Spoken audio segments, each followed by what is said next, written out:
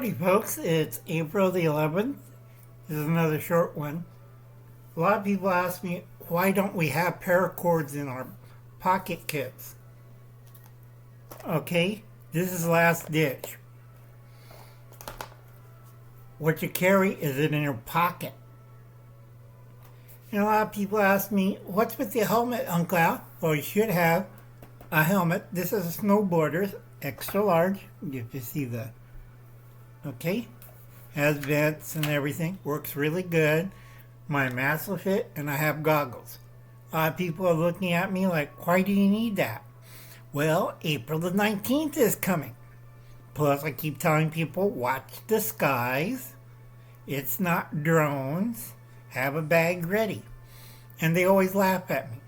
Now, what I tell a lot of my people, because Uncle Hon used to have surge training, that's S-E-R-E. Search, escape, rescue, evasion. I think that's right.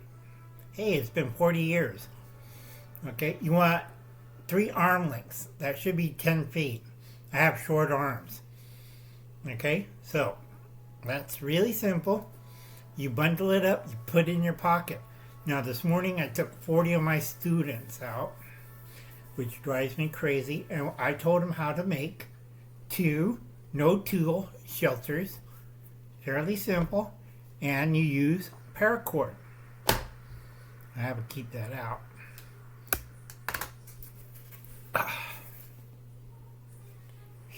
It does have vents, so I could do that, but it has an echo too. But like I said, Uncle Hon's getting old. Now, these group of people have no idea what they're doing out in the woods. But Uncle Al, we're stop pulling the herd and we're listening to you. Oh boy. Okay, first one, we did the tripod. You take your paracord, you get 3 long branches. I told them how to do the thickness. Okay, you strip off as much as you can all the weak side branches. So you make a tripod. Okay, you add more smaller branches around it to support the tripod. You tie it with paracord. I told them not to use the whole paracord. Inside strand you pull out, you use the outside covering.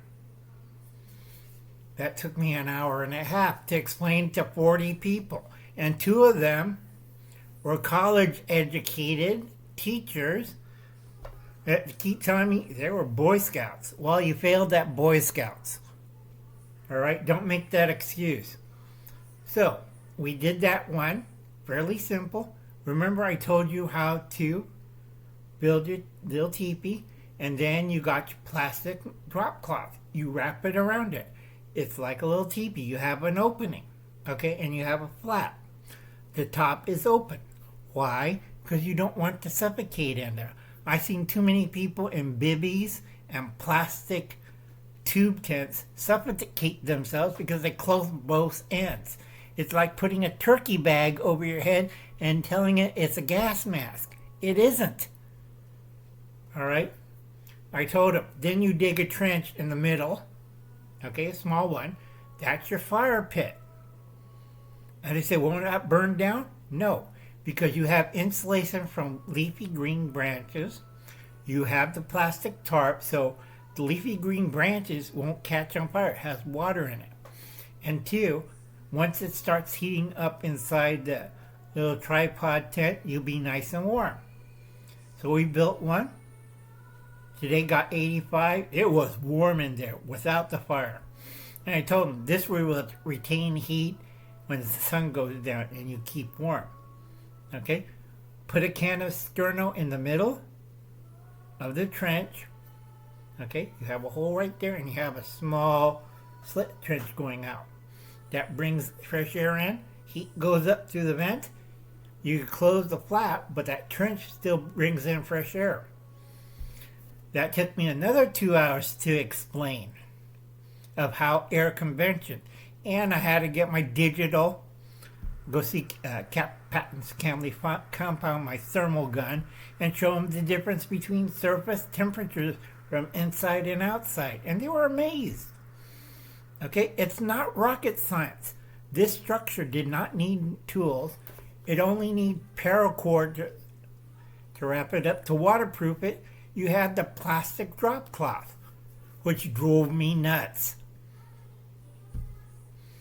Okay, I told them disassemble it.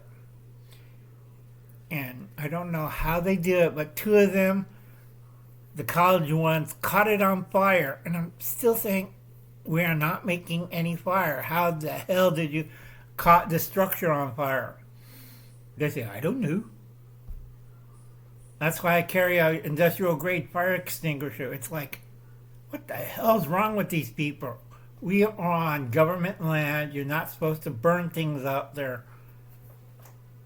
Okay, it's like,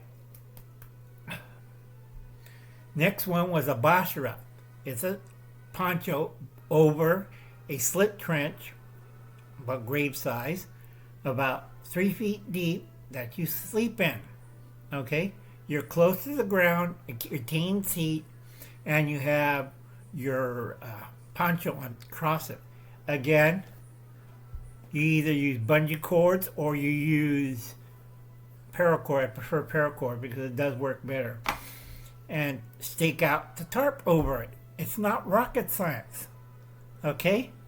And people worrying, won't bugs get into it? No. If you built it right, it won't go into it. Bugs aren't stupid. People are stupid. It's not rocket science. And that took me about an hour and a half. That was the easiest. No tools. Okay? Easy setup. You stake it out or hook it up to a tree. Dig a little slit trench so you could go in there. Don't pee in it. Alright? You should have a poncho liner with the poncho. That's your blanket. You fold it in half. Open it like that. You line it with your hand warmers. Remember, you want heat to go up. You lay it on top of it with your blanket, and then you fold over the poncho liner. And that will keep you nice and warm up to 40 degrees. It's not rocket science. It isn't hard. Okay? I know hobos just lie on the concrete and die. Okay? It keeps you nice and warm. It's fairly easy. Not rocket science. I don't know, Uncle Al. That's why I take people out there. Because a lot of people are taught by, well, you know, back in my days, I was a Boy Scout or I was a Marine. Don't want to hear it. Okay? Now then, right now, prove it.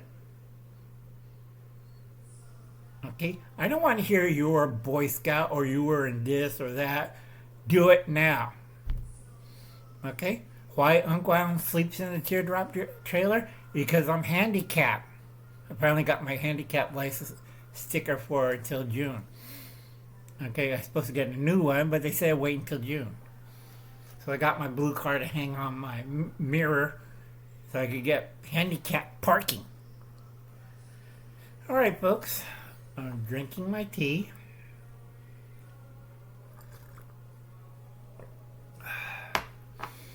Remember, April 19th, I tell a lot of people, if you live in North or South Carolina, watch the skies. It's not a drone. You should have one of these.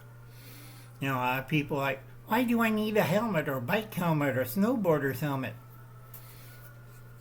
Well, when they find your dead body got hit with a beer can or a brick or what you want to call a baseball bat, and you're just sitting at home watching TV, then you understand what I'm talking about. And it isn't the protesters. Okay? It's something that, or a lot of people are like, what the hell's Uncle Alan doing? It's comedy. Alright, folks. Reality shock time. God bless. Good luck. You'll be needing it. Bye now. Remember, North and South Carolina. Watch the skies. That's including Georgia and Virginia, too. Bye now. Good luck. Adios. God bless. Where's that button?